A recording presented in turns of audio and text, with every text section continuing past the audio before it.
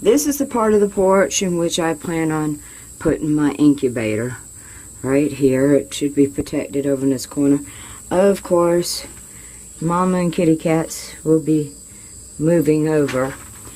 I decided to make a stand because I didn't want it sitting directly on the porch floor.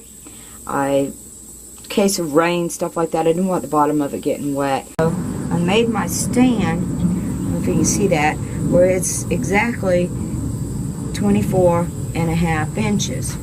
But what I did was I came back on this side and I made it 27.5 inches because of the window for one thing. Plus I wanted to be able to, if I needed to set a tool down, like something to adjust the thermostat and something like that, I could keep it right there and have just a little shelf, tiny shelf, but big enough for a screwdriver or whatever I might need. But this was all made out of 2x3s. I measured it so that it would be up a foot. I'm 5'2", and my incubator is 4 foot. So I wanted to raise this up by a foot. It would make it much easier for me to see in the top window and everything else. And so the braces are all in there. I think I'm going to put a sheet across the top here, a board, plywood board across the top here, and then I'm going to be moving the incubator out here.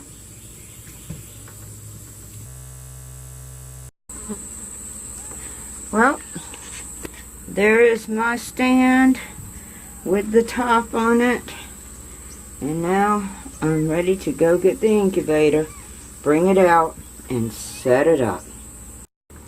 Alright, it just slides out, and I can slide it up right about there.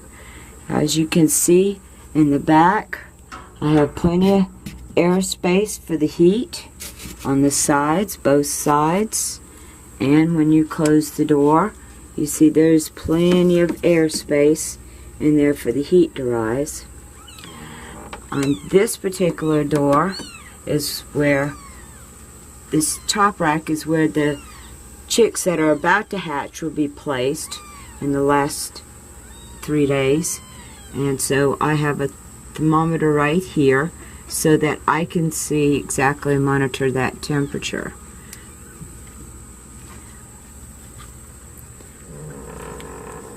I used 1-inch foam that you can buy from Lowe's in a pack of 6 for $10. Pretty cheap. All the wood I bought from Lowe's.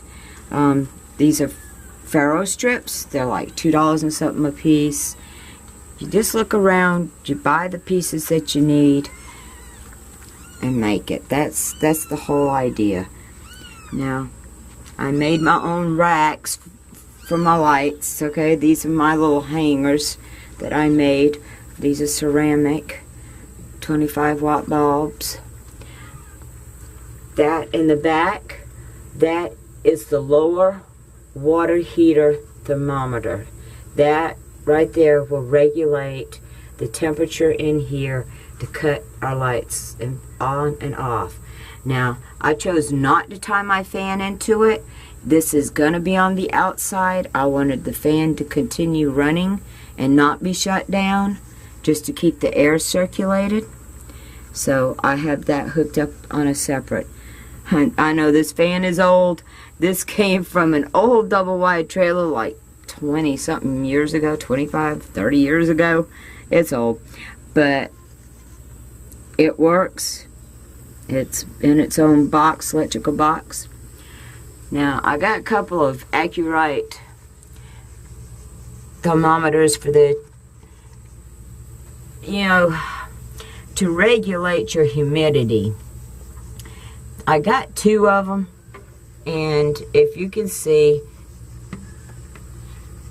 they're both saying pretty close to the same. So I know that somewhere in between there, I know exactly what it is. But once I cut these lights on, those two right there come in sync to almost exactly the same thing continuously. That is a 25-watt bulb that used to be in a headboard. And it works great. They're all tied in together. As you can see with my wiring, all your white wires from your lights go into one right here, okay? That's all of them. And of course, this light here does not have a white one, but it doesn't matter. One side of it goes into your white, the other side goes in with your black, and it doesn't matter the colors as long as one wire goes in one and one wire goes in the other. Now, as far as the thermometer goes, the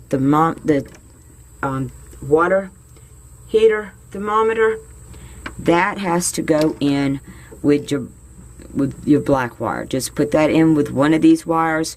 The other one has to go in with your power supply cord. You see this? Coming off there, it comes down, and it has to go, one of the wires has to go into your power supply cord. The other one ties into your lights. That's what regulates your lights from going off and on. Okay? All your lights are tied together. And then the power supply cord that's right here, this one right here, runs in to the white. You just put one piece of the power supply cord in with the lights on one, which I put it on the white. All the blacks go together, and the line from the thermostat goes in with that one, and then the other line from the thermostat goes into the power supply. Alright, so now I have already got my electric out here on a surge protector, and I am going to flip that switch, and voila, we have lights, we have fan, and now we're going to close the doors and just see how good we can get the temperature. Now, I did this inside my building when I was building it after I got it done, and it was holding a perfect 100 degrees here and 98 degrees at the top, where the hatching tray will be. First set of eggs, I can hold 60 eggs in each one of those trays. The first tray I'm going to put in is going to go right down here on the bottom. It'll take me about 5 days to collect up eggs. On the fifth day, when I got my next tray filled, I'll move that one up to here and put my new one in here. Then 5 days later, I'll do the same thing. I'll move that one up to here, put the one that was here, here, and my new one's here. Then we'll do it again. When I reach that top one up there, they're going to be ready to hatch out. When I put this new one in here, that top one up there will be ready to hatch out. That's 5, 10, 15, 20 hatching.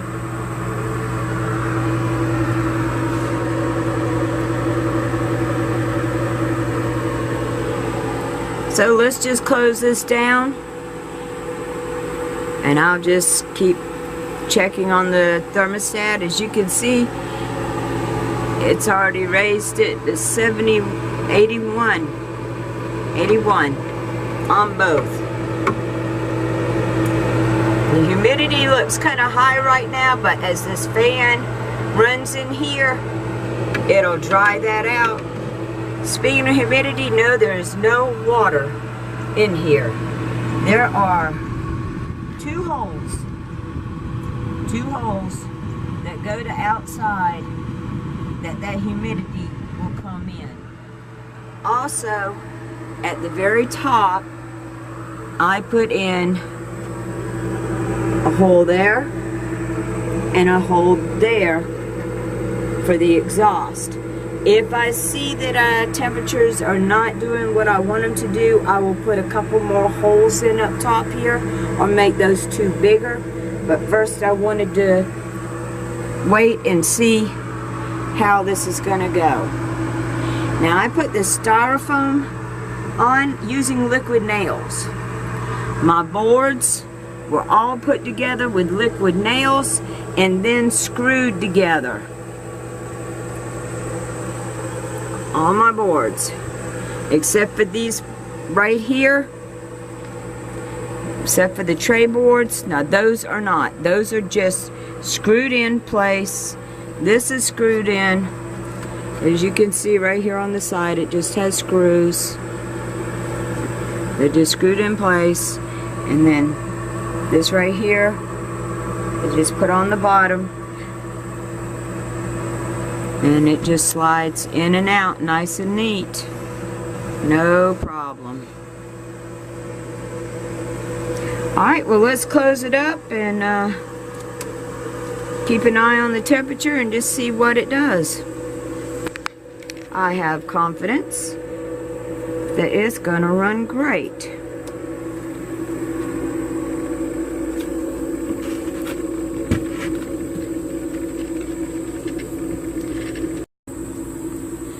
Well, as you can see, it has cycled off and it is showing just a hair, about 100, maybe 101 on this thermometer, which means I'm going to put 2 more vent holes on the very top, or widen those 2 I got up there, because I need this top to be a little cooler, 2 degrees cooler than that. Now down here, oh, I don't know if you could see it in there. It's kind of dark. Got a glare. See if it will zoom in.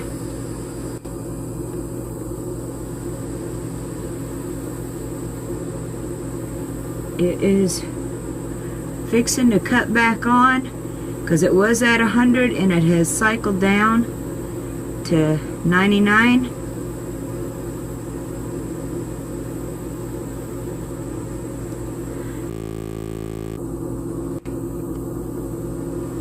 That light should come back on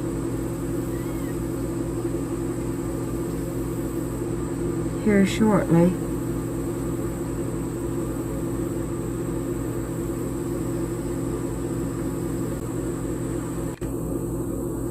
Our humidity, see, it went down to 55. There you go. It's at 99 and the humidity's at 55, which is pretty good because it's only been running for about, there it went. It's only been running for about 30 minutes. As you can see, yep. Temperature was at 100 when it shut off. I think it's going to be the same thing though. Not opening the door. I'm trying not to open the door. No, I can't get that one, but that one's saying 99 and 55, 99, 55. They're both saying the same thing.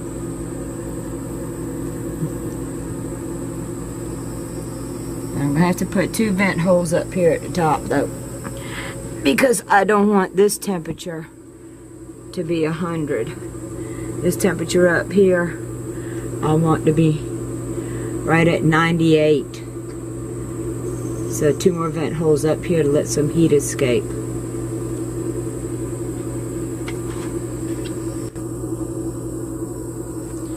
That seems to be working good. Well, it's 1 o'clock in the morning. I had to check. I had noticed some piping going on earlier. And there is the first chick born from my homemade incubator. It's dark out here. But I got a headlamp on. I got some more pipes going on over in this corner. It's kind of hard to see.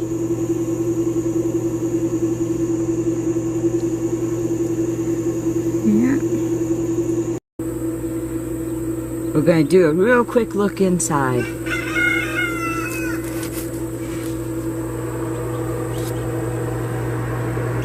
Oh, it's looking good.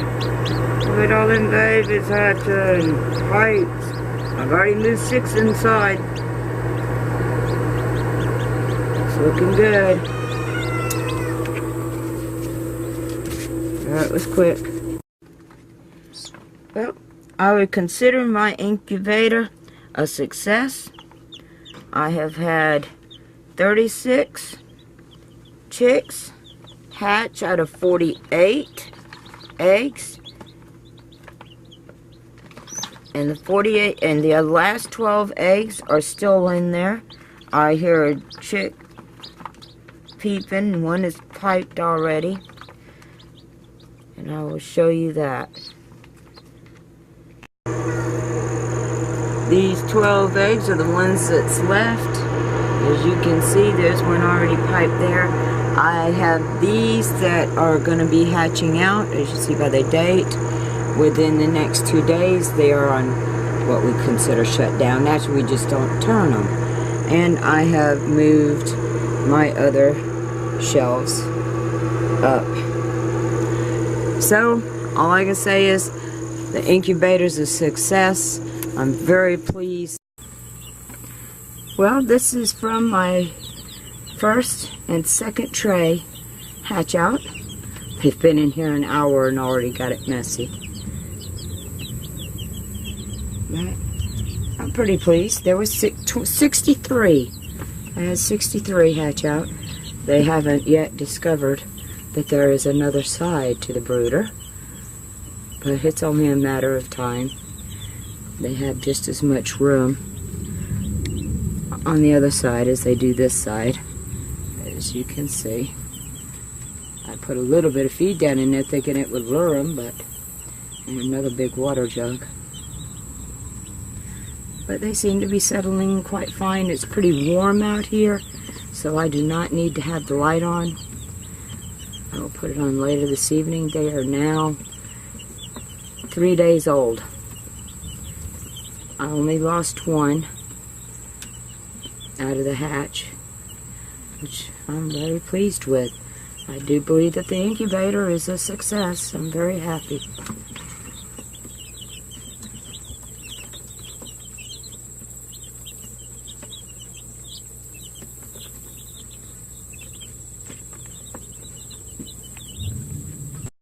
Well, we have another update to the incubator. I am on tray number 3. It's 2 days early. I went in here to turn those 2 bottom trays, and I heard this peeping noise. And I looked inside, and I already had a baby hatch. He's 2 days early. So, I'm not sure. Oh, looks like I got another one right there that's piped. So I guess it's gonna be a busy night tomorrow with them piping. To add to my 63, that makes 64. Thanks for watching. Signing off from Toonsy Farms.